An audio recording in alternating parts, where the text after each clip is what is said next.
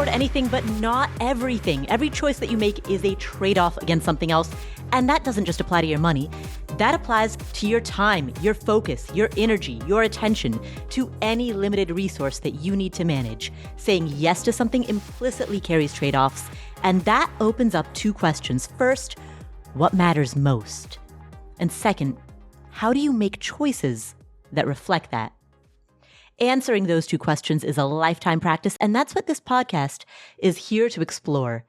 My name is Paula Pant. I'm the host of the Afford Anything podcast, and for this special February First Friday bonus episode, we're going to cover some of the key takeaways that we learned in the past year. Who did we talk to last year? What have they taught us? Let's dive right in. We'll start with behavioral researcher Vanessa Van Edwards, who runs the research lab Science of People.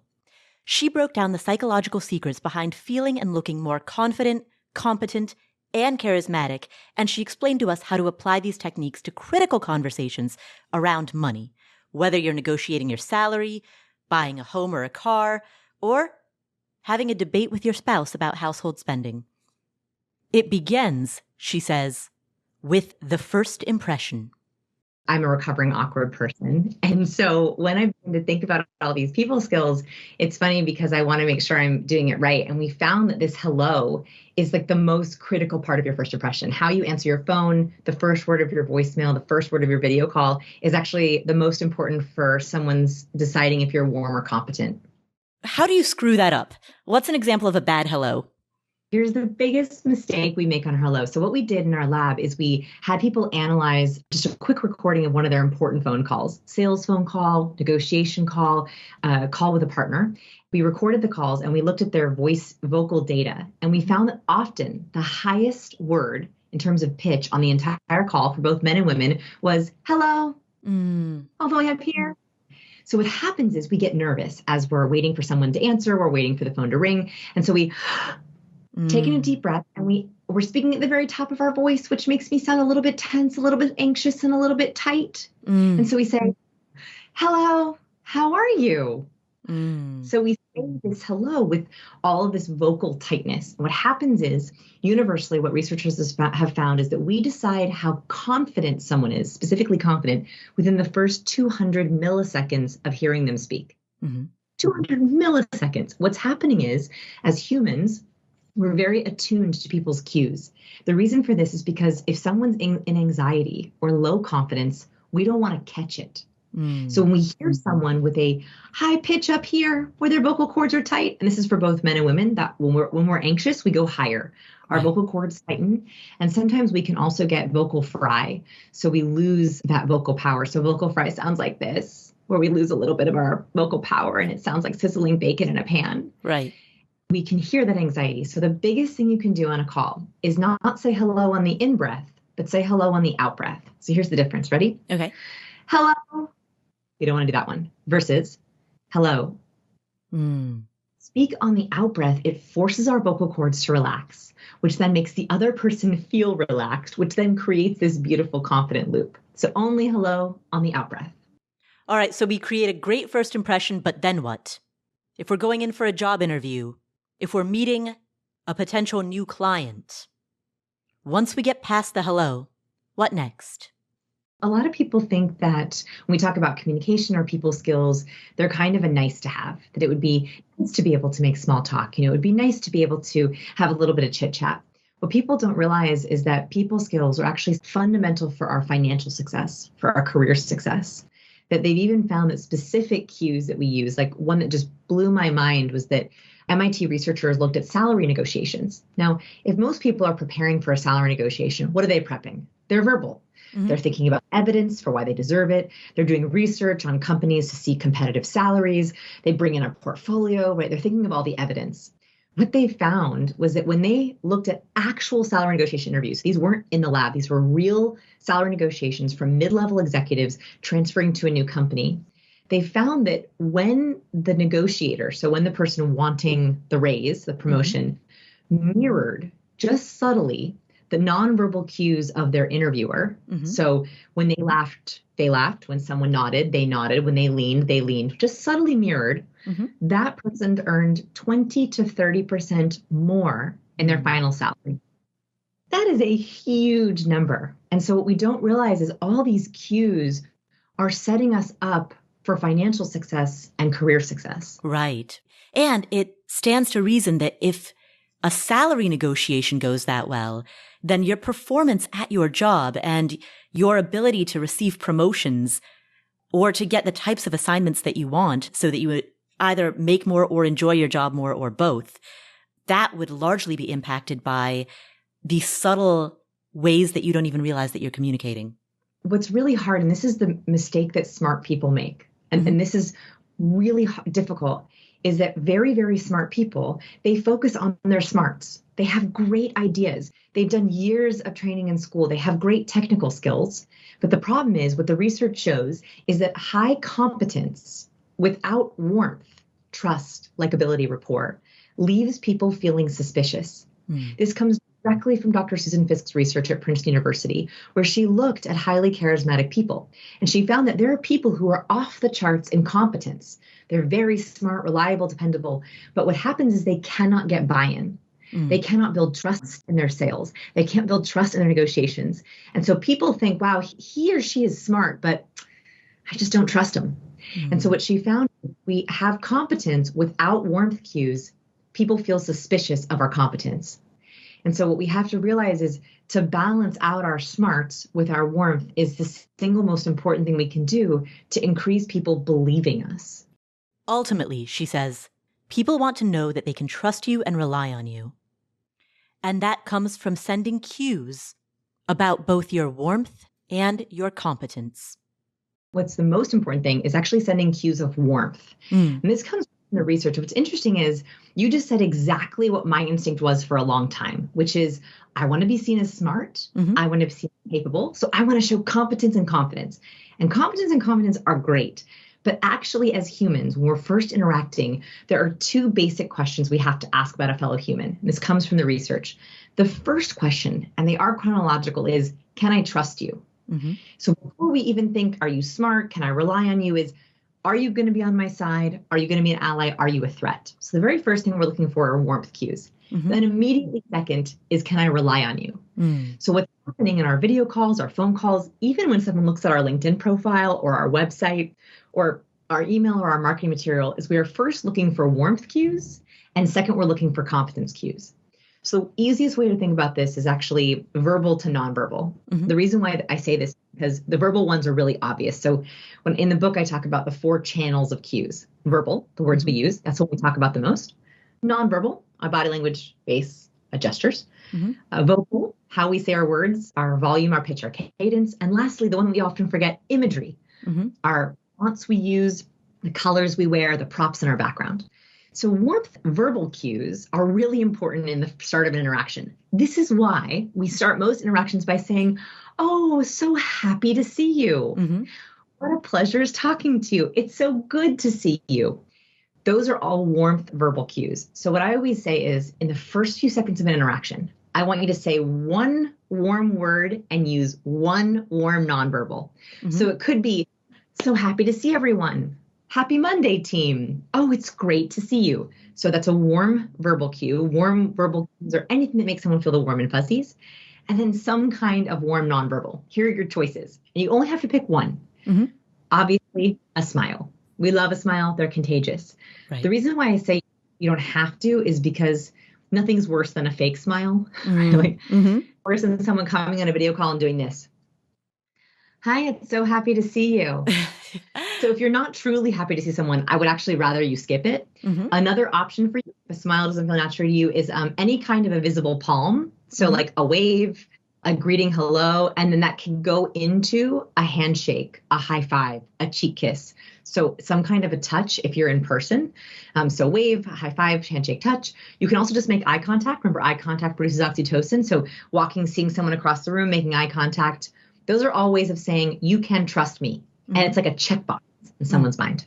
Right, right. What about body language? So in terms of positioning, should a person be standing such that they are fully, I want to say full frontal, but that's not. That's it. You said it. Yeah. Fronting is the name of the cue. You got it. That was it. full front. I want you to be full frontal. And what I mean by that, so this is a real cue. You're right in this. There's 96 cues in the book. And one of my favorites is fronting. And this is angling our toes, our torso, and our top, it's an easy way to remember, our 3 T's, towards the person we're speaking with. And the research has found that when we are aligned with someone, like literally our toes are on the same page, like right now, even though we're on video, I'm trying to square with you, right? I want my shoulders to be on the same line as you. I want my head to be in the same line with you. I might look over to my notes for a second, but then I always turn right back to you. Right. That is a nonverbal sign of respect. And a big mistake that can happen is in board meetings or even with our partners, we will be angled away on our phone, right? Right. Hey, how are you? And we look over our shoulder at them. We don't angle our body towards them. What that does is in our mind is it creates a disconnect. And so one of the best things you can do is when you see someone is literally full front with them. So same page, toes, torso, and shoulder. It's a very subtle way of saying, I respect you so much that I literally want to get on the same parallel lines as you. And in a Zoom call, as you just said, in a Zoom or a video, a Skype call, any type of call, you can still mimic that even remotely. Yes, 100% yes. And in fact, I think one of the reasons we get so drained on video is because we're using body language that would never work in person. So one of the most important things you can do to make your video calls better is do what you would do in person. So in person, Paul, if you and I were sitting together, we would be angled towards each other. We would be leaning in across the table or across a cup of coffee. Great. It's a mistake when I've seen people have their cameras off to the side of their body and they type and they occasionally glance over. If we did that in person, it would be incredibly rude, and that can be more draining. Another aspect of body language is called proxemics, which is the space between people. In person, we're very aware of this. Like in person, we would never close talk. I would never walk all the way up to your face and speak to you, a foot away. Right. The same thing can happen, or we mistakenly on video ruin space with we get too close to our camera, and that can literally come across as too invasive. And so what I want everyone to make sure of is when you're at your computer, measure the distance between your nose and your camera and make sure it's at least 18 inches away. Wow. I know that sounds crazy, but 18 inches is a very important measurement in interpersonal behavior because 18 inches away is about the distance of your arm, which is how far we like to be when we can both handshake someone. And so if you are closer than 18 inches, you are accidentally being a digital close talker, signaling alarm bells. If you are way farther than 18 inches away, if you're like 3 to 4 feet away, people will have physically a hard time connecting with you because they're like, come closer. And so that's a very small but very important measurement. Next, we turned to Dr. Michael Slepian. He is a professor of leadership and ethics at Columbia Business School, and prior to that, he was a visiting scholar at Stanford University. He spoke to us about the psychology of secrets. Global research shows that across cultures, people tend to keep the same types of secrets. There are 38 common varieties, including secrets about money and finances, big surprise there, about ambitions and career, about beliefs, habits, unpopular opinions, mental health, trauma, addiction, and drug use. These 38 common types of secrets fall into 3 categories. There are moral secrets, which we fear will either cast judgment on us or will cause harm to another. There are relational secrets, which we fear will harm our relationships if they were to be discovered. And there are goal and ambition secrets. These are the secrets related to career, business, and finances. But it isn't just the fact that people keep secrets about money that led us to bring Dr. Slepian onto the show. Secrets, as he explains, capture our limited resources. They capture the resources of our attention. Michael, this is a podcast about how to make smarter decisions about allocating limited resources, whether that limited resource is money, time, energy, attention. In that context, how does the topic of secrets or secrecy apply? I think it was the very last item in your list, attention. We can only attend to one thing at a time. Sometimes that's the work you're trying to do, and then your mind wanders away and you have to pull it back. it turns out that the way our secrets hurt us is very much like this. And sort of the old story, the wrong story about secrecy is that it hurts our health and well-being because it's difficult to hide things in conversation and that's stressful. But we now know that's actually not the full story or not even how it actually goes. In fact, the most common experience people have with a secret is simply having their mind return to that secret when there's no need to conceal it. And so often the time, what it means to have a secret is on your mind. And it turns out that tends to be a problem when we're alone with something. And so our mind will often go to unhelpful places that are distracting. Of course, we had to define what a secret is. He says it's the intention to withhold information. It's an intention rather than an action. What makes something a secret as opposed to other things about yourself that other people don't know is you specifically intend to hold the information back. And what's so interesting about money is it plays both games. Like there are things about finances and financial decisions that we intentionally withhold from other people that we don't want other people to learn about. And then there's a bunch of other stuff around money that it's not that we are trying to keep it a secret, it's just we don't talk about it. People tend to not talk about what their paycheck looks like because it might not be polite or whatever it is.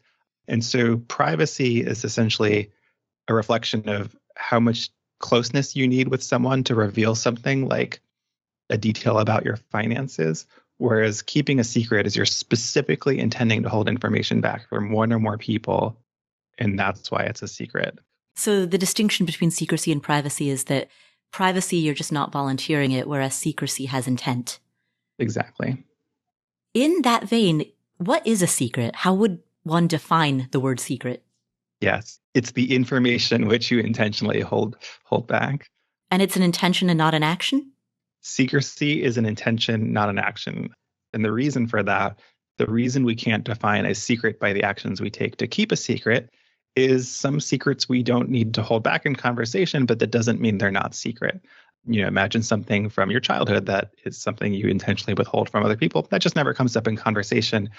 Even if you don't have to conceal a secret or hide it in a conversation, it doesn't mean you don't have that secret. He also explains context around the 38 common varieties of secrets, which shed light on why, among other things, many people choose to keep information about their income, their spending, their net worth, information about their money. Many people choose to keep it a secret. But why? His research sheds some insights. We have this list of common secrets that people keep, 38 items long, and that list really does a good job of comprehensively covering the kinds of things people tend to keep secret. We know this because when we show people this list, 97% of people say they have at least one secret from the list. The average person says they have 13 secrets from the list. And when we ask open-ended, what is the secret you're keeping? 92% of the time, what the person says fits one of the items on the list. So it really covers what people keep secret very well. What's nice about that is I can give people that list, and per each secret that they have from the list, and they'll have multiple, we can ask these follow-up questions. So we can look at sort of across a person's whole set of secrets, which ones are the ones that are harmful. And this is moving us far beyond the question of secrets, are they good or bad? Is keeping more secrets worse? Instead, we're asking, among the secrets you have, which ones are more harmful to your health and well-being and why?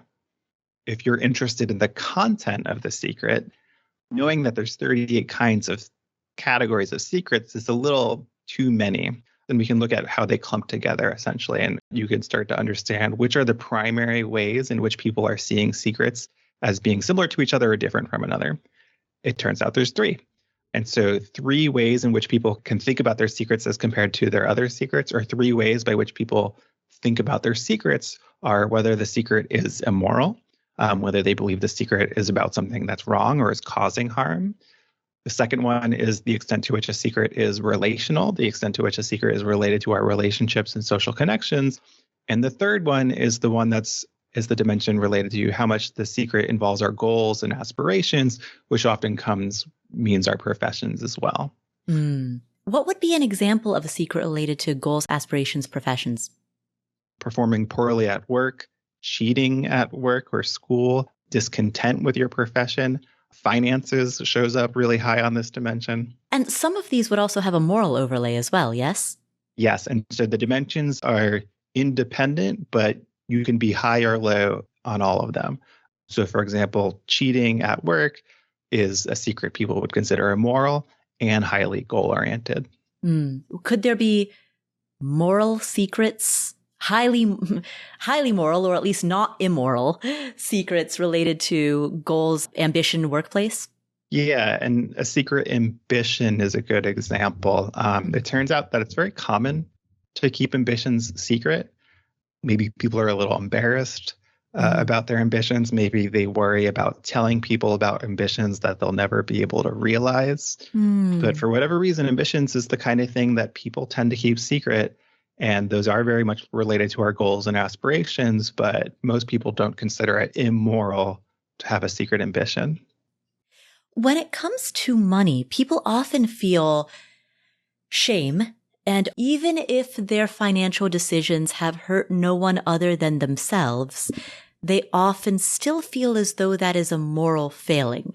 So even if it is, I guess, not relational, it still feels moral. Do you have any insight as to why? Finance in particular seems to be the type of topic that people often moralize, even when that moralization is unwarranted. I think part of the problem here, because it's the kind of thing that we tend to not talk about or consider that it's not even polite to talk about, we're not really well practiced on having these conversations, which means we're not really well practiced in thinking about these situations. We just haven't had as many conversations that would sort of tamp down some of those negative reflexes. Those insights come from Dr. Michael Slepian, who discussed the secret life of secrets. Last year, we also ran a series called Invest Anywhere, co-hosted with real estate investor Sunny Rao. Sunny and I talk about how plenty of successful real estate investors start out with empty coffers when it comes to some of the most critical resources. They're strapped for cash. They're pressed for time. They lack connections. And yet, time, money, and relationships are critical resources for any enterprise, including, of course, long-distance real estate investing. So, what do you do when you think you don't have enough money to buy real estate? Let's talk about how to evaluate your cash position. It's important to understand not only if you have enough cash to get into an investment, but also, do you have enough adequate reserves? And depending on your goals, how quickly you can replenish your holdings to be able to rinse and repeat. In determining whether or not you have enough cash, what are some of the questions that you would ask yourself? The first, I think, is pretty self-explanatory. How much money do you currently have in your discretionary savings? Highlight the term discretionary. Investing should be built on sound financial principles. It's not a get out of jail free card if you are struggling in other areas of your finances. We firmly believe that you want to be coming from a very strong financial position if you want to start investing in real estate. Another question, how much of your income are you able to save on a monthly basis?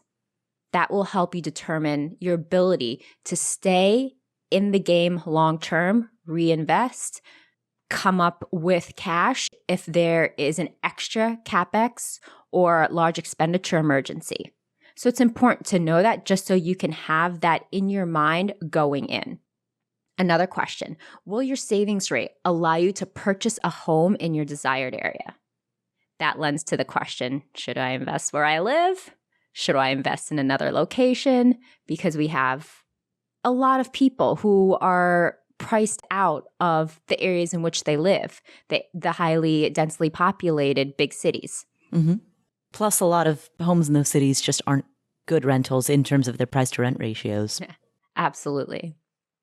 Another question, do you have good credit and a low amount of debt relative to your income?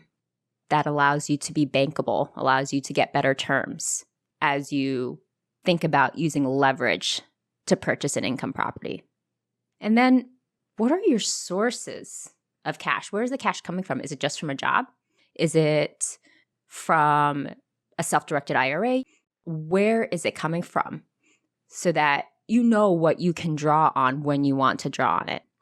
And for those who have goals that require building a source of residual income that goes beyond buying maybe 1 or 2 properties over the course of a decade, there's also a second order of questions involving cash. You really have to look at how quickly cash reply can be replenished, which means you have to start thinking through returns, thinking through the returns of your investment, which again, that is what leads a lot of people to investing in real estate at a distance, because they see that if they buy that duplex in Seattle, every dollar that they put in, it's harder to earn the same amount of dollars that you would if you were to buy a duplex in the Midwest.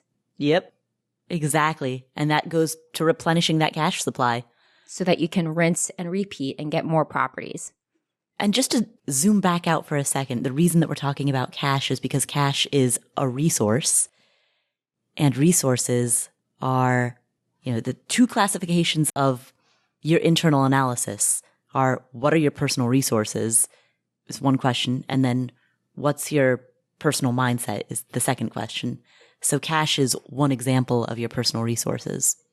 There's one other important question that people should probably think about if they want to build that portfolio.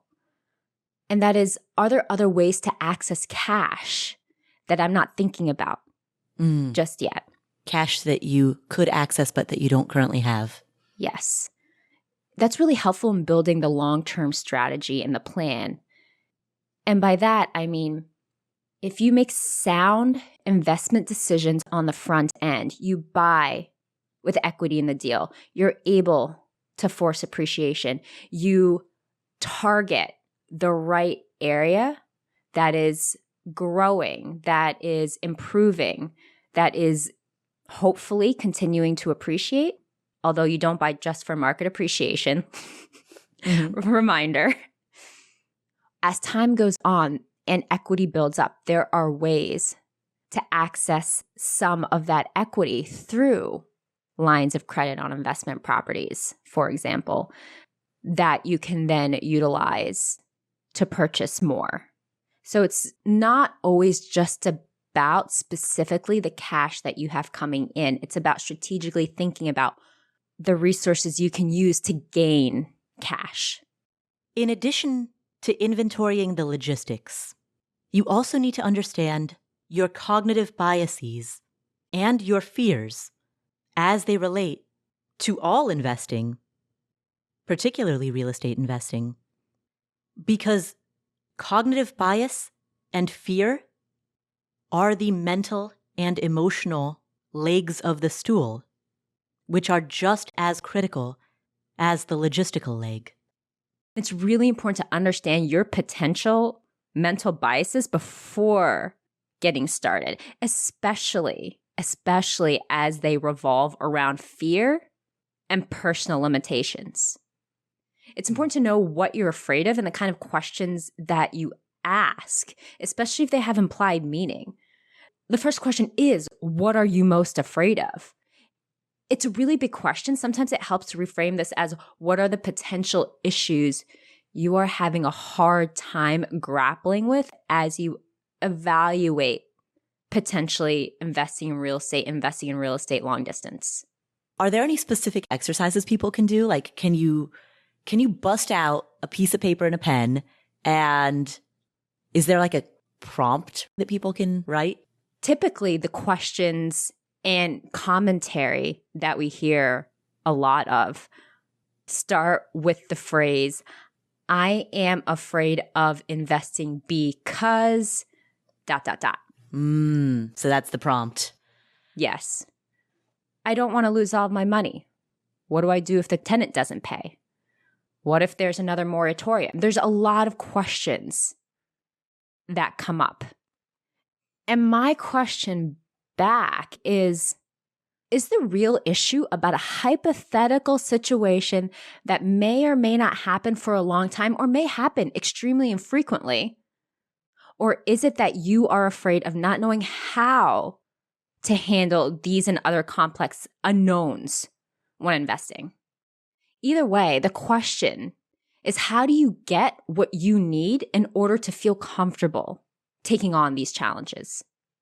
For some people, it can be building that network of relationships so that you can have feedback and contacts when XYZ happens. Okay, who do I call now? And they can say, call X person, ask for Y. And then you have a path to a solution that you can trust. For others, it might be a surplus of cash, just so that they have the peace of mind knowing that they can ride out whatever short-term obstacles come up because they know that the long-term investment is worth it. Last year, we heard from international best-selling author and leadership speaker Julie Winkle Giulioni, who talked through the 8 dimensions of career development, which she defines as contribution, competence, connection, confidence, challenge, contentment, choice, and climb. And those dimensions can apply to different parts of your job or to progressing to the next job. That latter point, progressing to the next job, is something that has been on a lot of people's minds lately as the Great Resignation, which started during the pandemic, reshifted a lot of thinking around work. The last couple of years have certainly changed all of us forever. We've had to really dig deep, go off, in some cases by ourselves to think more critically about the work that we're doing, the life that we're living. In many cases, when we were sent to all corners of the world away from the workplace, some of those trappings of work, like the great food and the ping pong table, or even just catching up with people in the hallway, that was all stripped away, and all we have left is the work itself to look at. And then there's just the reprioritizing, the rebalancing of life that many of us engaged in during that period of time. So folks are looking for their jobs to do different jobs as we come back into whatever the next new abnormal is. So remote work produced fewer fringe benefits at the office, which then caused people to reevaluate the work itself. Yeah, the work was kind of laid bare there, wasn't it? That was all we had for a period of time. So it gave us a chance to maybe look at that work in a more clear-eyed way and make decisions about the level of satisfaction that gives without some of the extras that might have distracted us from that. The other thing that comes out loud and clear is folks are leaving employers for opportunities where they see greater growth potential. Whether it's learning or development or career advancement, we crave the ability to keep growing and learning. And for too many people, where they are doesn't feel like a place where that can happen. Julie talks about how feeling as though you are making a contribution is one of the most critical components to enjoying the work that you do and to knowing what work you ought to do. Contribution was one of the most interesting ways that we can find growth and development in our work. My global research found it was actually number 1 in terms of how we want to learn and grow. And so contributions about tapping that deep human need to make a difference, to step up, to be of service, to live on purpose. And so there are countless ways we can find expression for contribution in the workplace. I mean, we're contributing every day, right? Mm-hmm. The growth piece of it, that's what takes deliberate attention. So what happens so frequently, I'm sure it's your experience too, Paula, when you look back on some of your most profound learning, it was those times you were contributing more than was required, where you stepped up and beyond your expectations. And so frequently we only see that in the rearview mirror. So what we're talking about here is how can we be intentional, look through the windshield and plan out, okay, I'm going to step up and I'm going to take on that project or step in for someone who's on leave or take on a void, this persistent issue that's been niggling around the organization. I'm going to step into those situations. I'm going to give a lot in the process, but what am I going to get back? And so it's about contracting with, having really overt conversations with one's own manager or supervisor about, when I step up and do this, I look forward to learning these skills. I want to develop this competency and walk away really good at this. I want to have expanded my network to include these stakeholders or these executives or whomever, so that contribution becomes a two-way street. As I'm giving, I'm getting something back in terms of my growth and my development. So this sounds to me, because I'm imagining for a lot of people who are listening to this sounds like more work. If every day at your job, you're doing data entry into an Excel spreadsheet, and now there's the onus is on you to take on somebody else's project or to initiate some new project, that becomes additive to your existing workload rather than substitutive. So wouldn't that just mean longer hours? Well, I suppose it depends upon the nature of the work and the agreements that you have with your supervisor. When you take on a new or bigger or broader project, it may mean that something has to fall off your plate. I mean, that just may be the nature of the beast. In other cases, we as individuals realize it's valuable enough. What I have to gain is valuable enough to where I want to give a little bit more of, my discretionary time. Those 3 minutes a day that I have left that I'm not already giving. And so it's certainly a choice to be made. Now, in addition, the most competent, most contribution-oriented person in the world won't necessarily get their ideas heard if they don't exude a reasonable degree of confidence. But that also means finding a workplace in which your confidence is encouraged or at a minimum is not actively undermined. Confidence certainly contributes to feeling good about the work that you do, but it's also a huge development dimension as well, a way that we can grow really powerfully. So confidence is really about, enhancing your trust in your ability to show up predictably, to deliver consistent outcomes. And there are times in almost everyone's career where that confidence dips. And it can, hurt our job satisfaction and engagement, and it can hurt your career prospects as well. And so there are times when the most important way to focus your attention and your growth is through confidence. I think the statistic is 70% of us will experience the imposter syndrome at some point in our careers, and some of us more than others. And so recognizing that to begin with. And in our society, there's a little bit of, shame associated with confidence. You're expected to be able to show up and do whatever you're tasked with. And I think a lot of us feel like we spend a lot of time, faking it until we make it or something like that. So being able to confront the embarrassment or the shame or whatever associated with, I'm not feeling 100% here. And what do I need to do in terms of either really honing my craft or testing where the limits are, where I could go off the rails, helps to create that level of confidence that supports the performance and the growth. What should a person do if they have a manager, a supervisor, a colleague who is consistently undermining their confidence? Maybe this person is talking down to them or delivering negative feedback publicly or in some way exhibiting some type of communication behavior that just undermines your confidence in the workplace. How should a person handle that? Oh, so much of it depends upon the nature. It's so context driven, isn't it? I guess like the global advice would be to address it. How do you address it? You address it. Have a conversation with that person. I always try to assume positive intent, assume that the person isn't trying to do any harm to me, and offer them some information that may help them to interact better with others.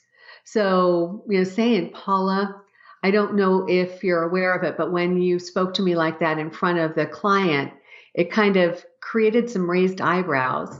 And I have to say, I felt embarrassed and less than when that was going on. Mm-hmm. And so that kind of feedback can be really helpful. And then making an overt request, something to the effect of, I would really appreciate it if in the future, when you see something like that, you would hold off until after the meeting was finished, the client was gone, and then shared your perspective. Those are 3 takeaways related to finding happiness at work with Julie Giulioni. Next, we turned our attention to travel hacking. We talked to Chris Hutchins. He is an avid life hacker, financial optimizer. He hosts the podcast, All the Hacks, where he talks about mileage hacking, travel hacking, life hacking, and he's collected millions of points and miles. My first question to him was, geez, that sounds complicated. How do you 80-20 it? How do you accumulate points and miles without this whole endeavor turning into a second job? The simple version of just, I'm going to open up one credit card right now that aligns with how I spend money. You spend your money on travel and dining, get a card that focuses on that. You spend your money on groceries, maybe focus on a card there. You don't really spend anywhere specific, get a card that just earns 2 points per dollar on everything. Mm-hmm. That kind of simple path of, I'm going to open up a card, I'm going to get the sign-up bonus, and then I'm just going to spend, depending on how much money you spend. Maybe you end up racking up, a few 100,000 points every few years and taking a vacation for your family every couple of years. Mm-hmm. You want to get extreme and open up 5 cards a year, 10 cards a year, have the spreadsheets, go buy everything you want through gift cards that you bought at the grocery store through your grocery store card, or at the office supply store with your office supply store card. You can do that. I don't think it's a all or nothing game where you have to go that far down the rabbit hole to start to get value. If you're spending money on a debit card, you're just giving money away, because assuming you can responsibly pay off your credit card, you otherwise would just be getting at a minimum 2% cash back, if not points that could be worth more than that every time you buy something with a credit card. For the average person who's listening to this, what is that optimal 80-20? Is it just opening one card? Is it something a little bit more sophisticated than that? If you spend a lot of money in the types of categories that often credit cards give really big bonuses for, that's like travel and dining and that kind of stuff, the 80-20 is to probably get, like a Chase Sapphire Preferred or Reserve, which is, 2 or 3x on travel and dining, and pair it with like a Chase Freedom Unlimited, which is 1.5x on everything else, right? Like that's like 2 cards in one platform, like financial institution.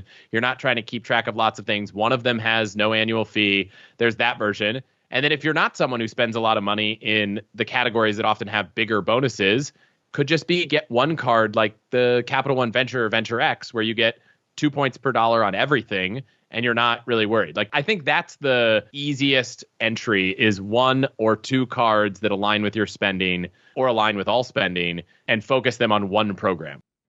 Chris also elaborates on the distinction between miles and points and explains how to prioritize between the two.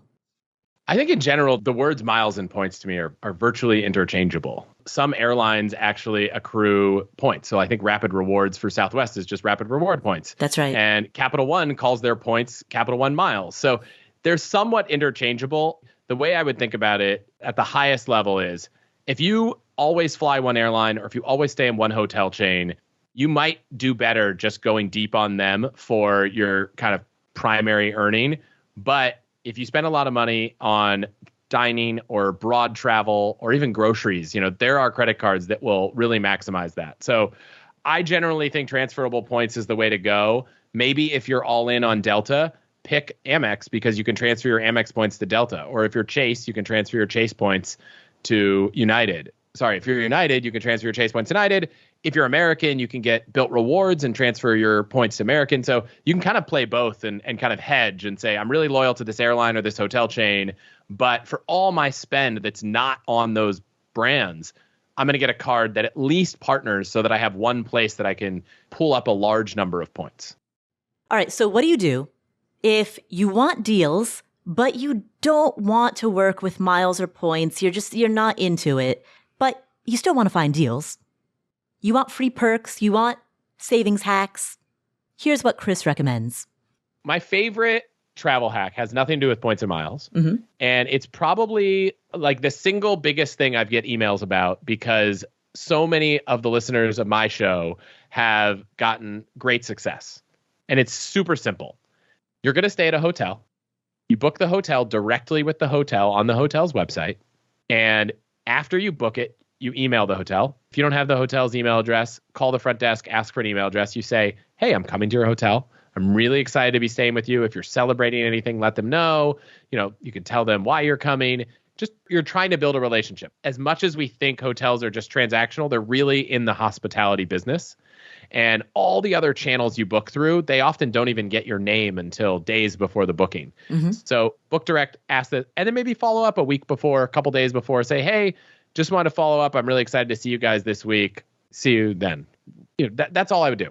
I think I've probably gotten at least 100 emails from listeners who've been upgraded, gotten a bottle of champagne, or the most unique one was had their initials monogrammed on their pillows for their bed, which I thought I would much rather have a bottle of champagne for free than have my initials monogrammed on a pillow. But so that's one that works for anyone. You're booking a hotel, always book direct and email the hotel. The flip to that is if you are splurging and you're booking a super expensive high-end hotel, let's call it in the 5-star category, probably hundreds of dollars a night or, maybe even over $1,000.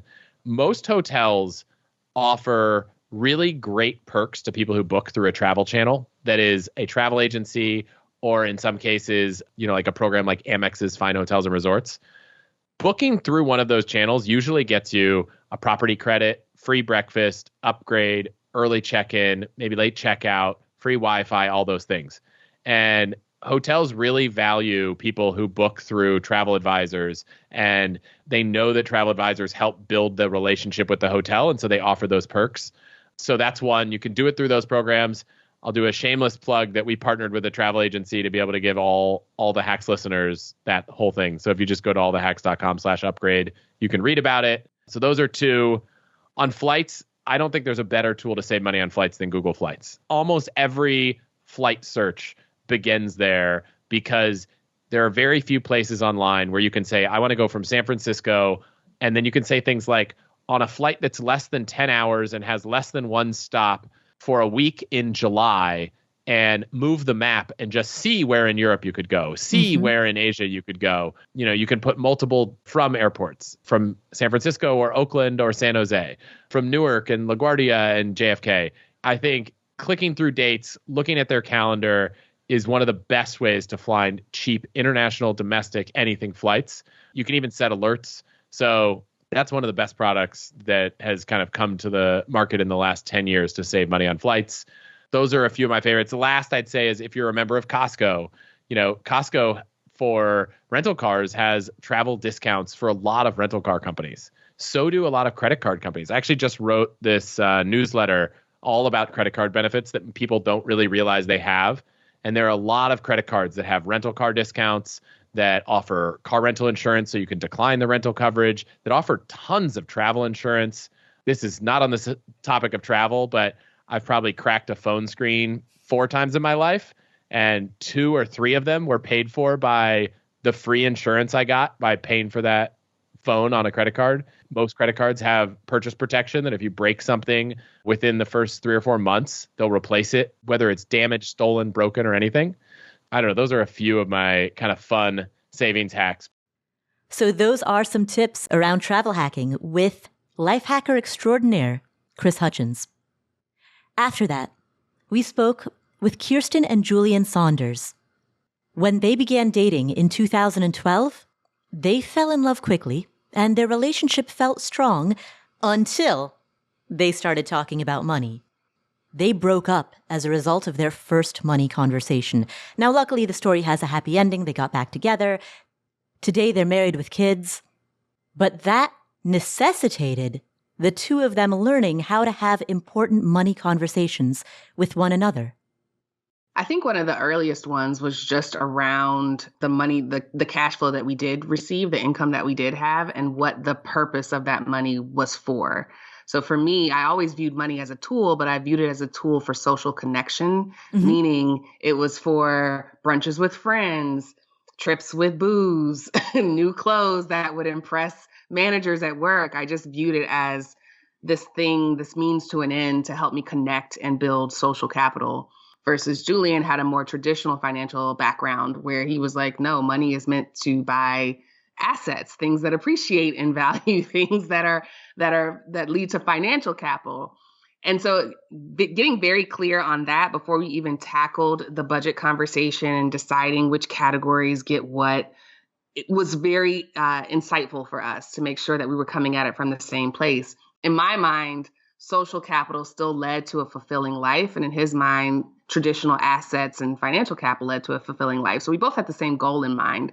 But then it was a matter of balancing the budget to make sure that both of our journeys were accounted for.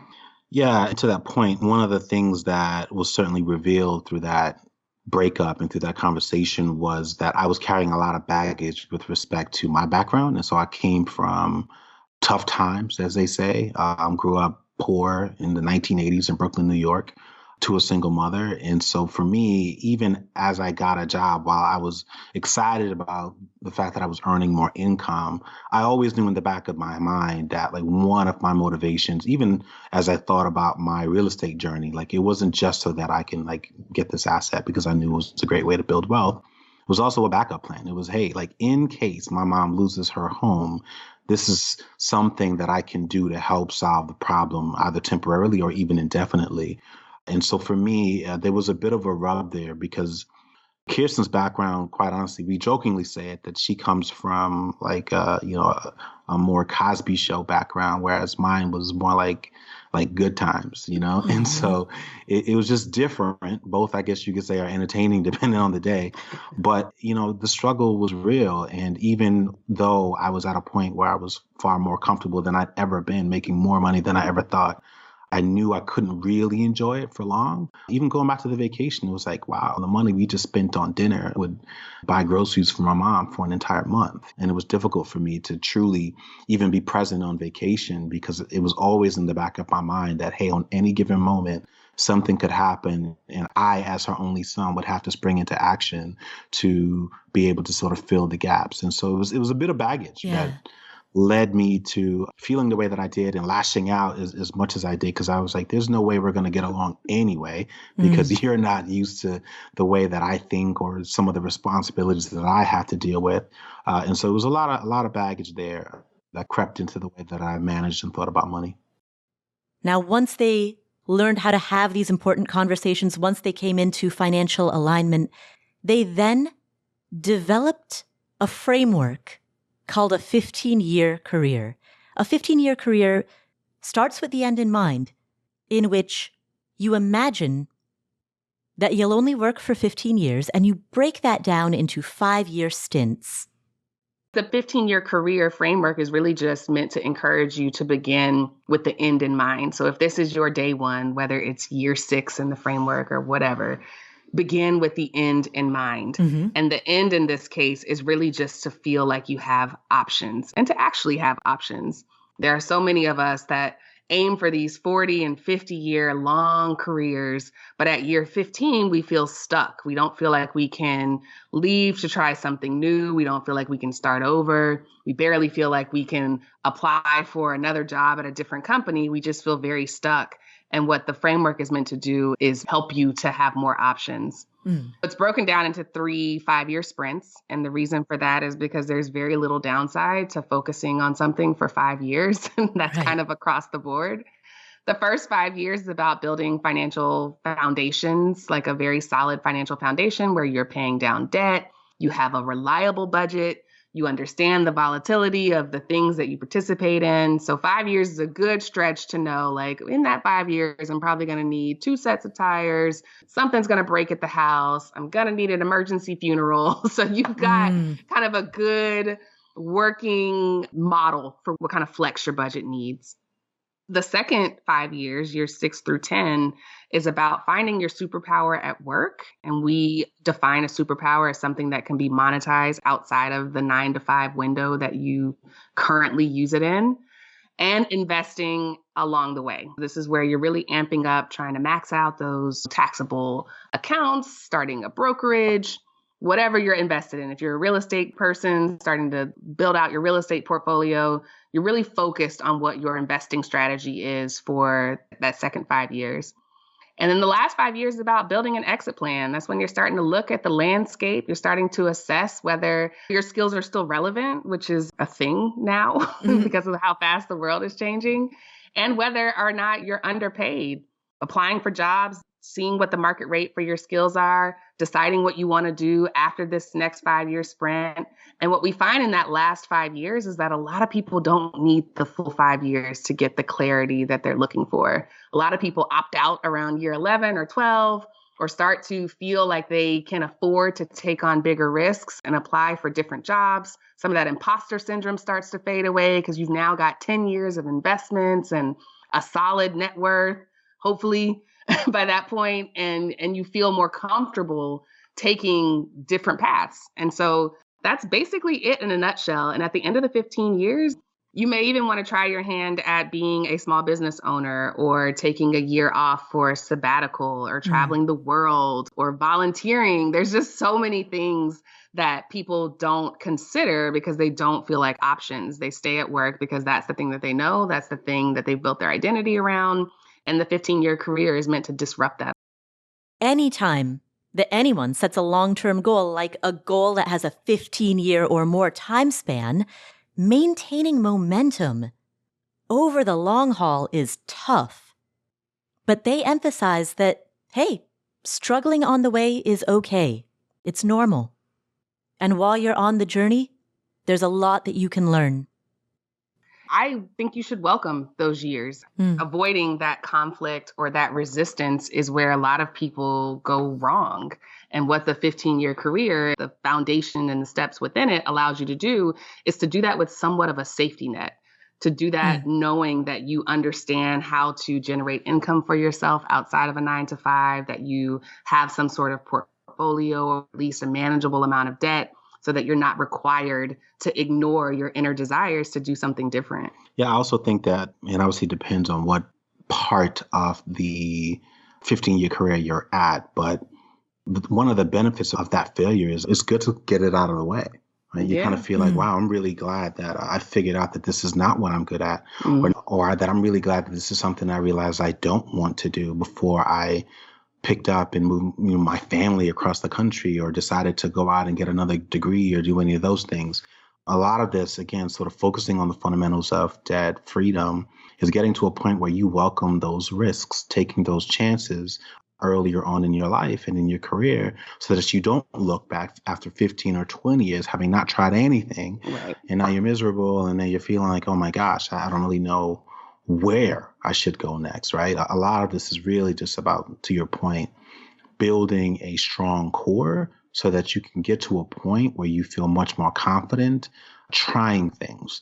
And I think you will realize that, through that process, not only will you have a positive impact on your net worth, but you'll build so much more courage along the way. And you'll realize you'll have great stories to tell, of things that you've tried that didn't work out. And you'll start to apply those lessons to some of the new things. So those are some of the lessons that we learned from Julie Giulioni, Chris Hutchins, and Kiersten and Julien Sanders. Have you ever grappled with this problem? You face challenges. You face plenty of problems at work, at home, in your investments, in your money. You're facing all these challenges, but you can't think of enough good solutions, or you glob on to the first solution that you think of.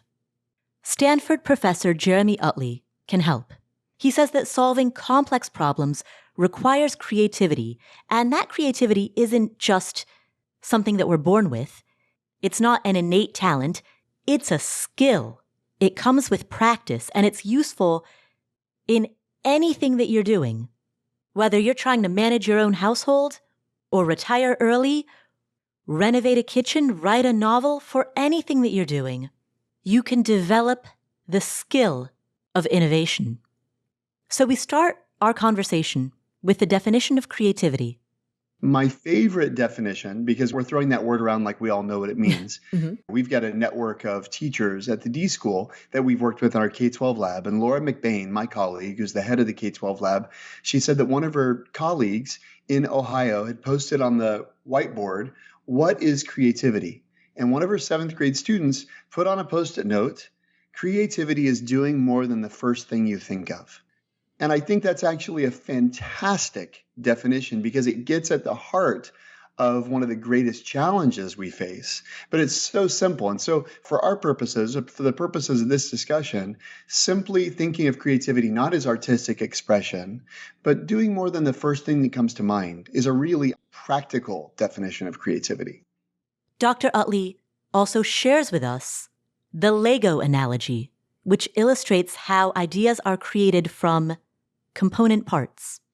This neuroscientist said, the brain doesn't create anything from scratch.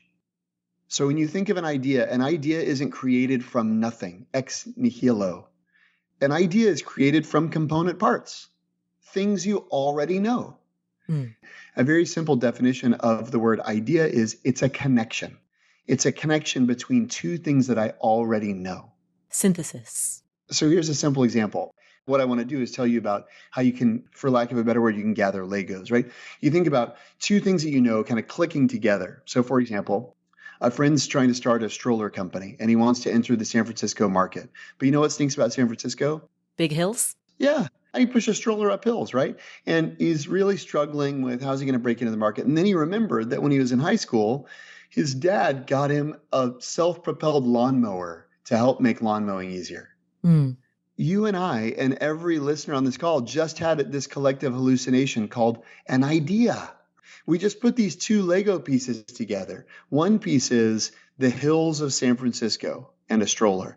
The other piece is this notion of a self-propelled lawnmower. I didn't have to tell you, try to solve the problem. Although, by the way, if you do, you're much more likely to solve it. I just gave you those two Lego pieces. And for most of us, they're almost like magnetic. They just click together, right? And that's what I mean when I say that the brain doesn't create anything from scratch. It's taking pieces and it's connecting them. When you realize that, then a lot of the creative life becomes effectively about gathering Legos. Because if you know that ideas are made of component parts, then the bigger your bag of Legos, the more combinations you can make. His core idea is that you need many core ideas. His idea is that the quantity of your ideas is more important than the quality of your ideas. If you can produce sufficient quantity, then quality will be in there. The greatest indicator or lever to get to good ideas is lots of ideas. If you want good, don't go for good, go for lots. The variable that has the most impact on the quality of your ideas is the quantity of your ideas. There's a researcher named Dean Keith Simonton, Dr. Dean Keith Simonton, who recently won a Lifetime Achievement Award from the Mensa Foundation. Okay, this guy's smart as it gets. One of his significant contributions to the field is he did a longitudinal study across domains to the arts and sciences and invention and discovery. And what he found was the single greatest predictor of the success of any actor or thinker or artist or scientist was the volume of their work. And if you want to define the periods where they did their best work, look at the periods where they did their most work.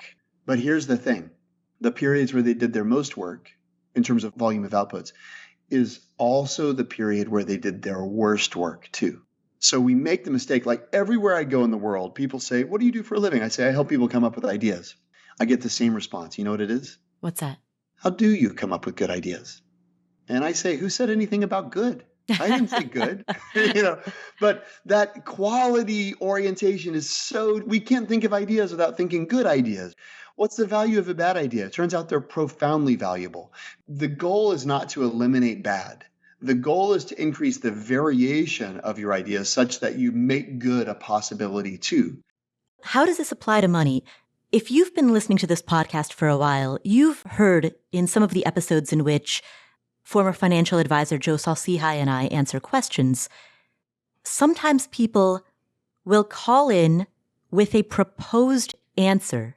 They want to know whether or not this particular answer is the right one. And they don't necessarily realize that they've jumped to the answer rather than taking a step back, pulling out, going to the 30,000-foot view and saying, hey, what is the question? What problem, what underlying problem am I actually trying to solve? And when you Stop conflating the answer with the question. When you ask yourself, what is it that I'm actually trying to accomplish here? That's when you can generate that massive quantity of ideas that can take you into dozens, hundreds of potential new directions. So those are some of the insights that come from Stanford professor Jeremy Utley. After that, we spoke with psychologist and behavioral finance expert Dr. Daniel Crosby. He researches the intersection of mind and markets, looking at how sociology, psychology, and neurology impact our investment choices. And he tells us that our cognitive wiring is built for survival, not for successful investing. And as a result, we need to implement certain guardrails in order to overcome this. Neurologically, we're just wired about opposite as we ought to be wired if we were to be great investors. We really are wired for survival. And as part of that, we're wired for immediacy, action. We're wired to be on high alarm. When you think back historically, the cost of getting a danger signal and missing it could be your life.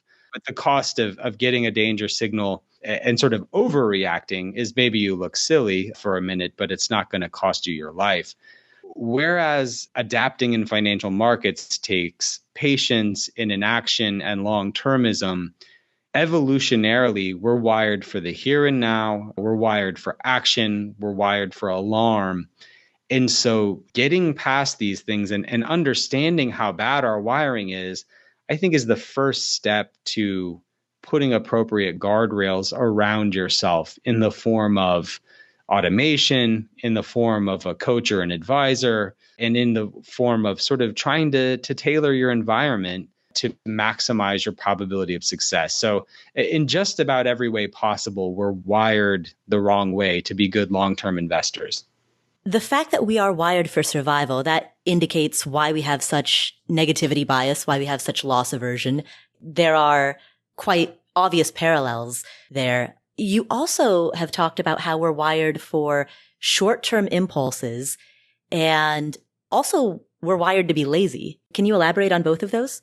We're wired to be lazy both physically and cognitively. We'll start to seep into some of the other domains here, but if you'll forgive me. So if you think about your brain accounts for 2 to 3% of your body weight, but it accounts for 20 to 25% of your caloric expenditure each day.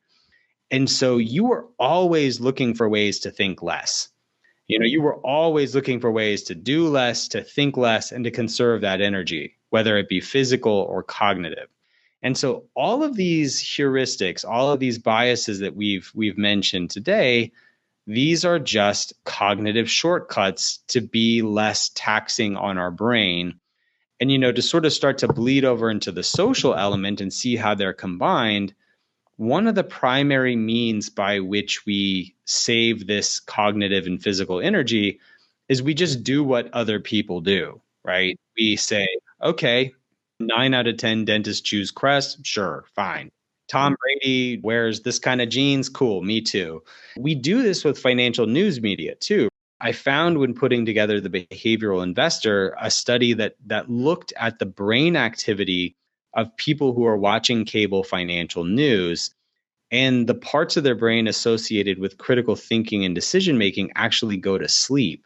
We are wired to defer to other people and to be lazy. Now, the flip side of that is actually, can we use this to our benefit? And we can. We know that if we set a process in place whereby we auto withdraw and auto escalate our savings and invest it in a prudent manner, because we're lazy, we tend not to mess with that either. So it's hard to get started because we're lazy, but if we set something good in place, we're unlikely to stop it because we're also lazy. So a lot of the power of behavioral finance is understanding ways to make these quirks work in our favor.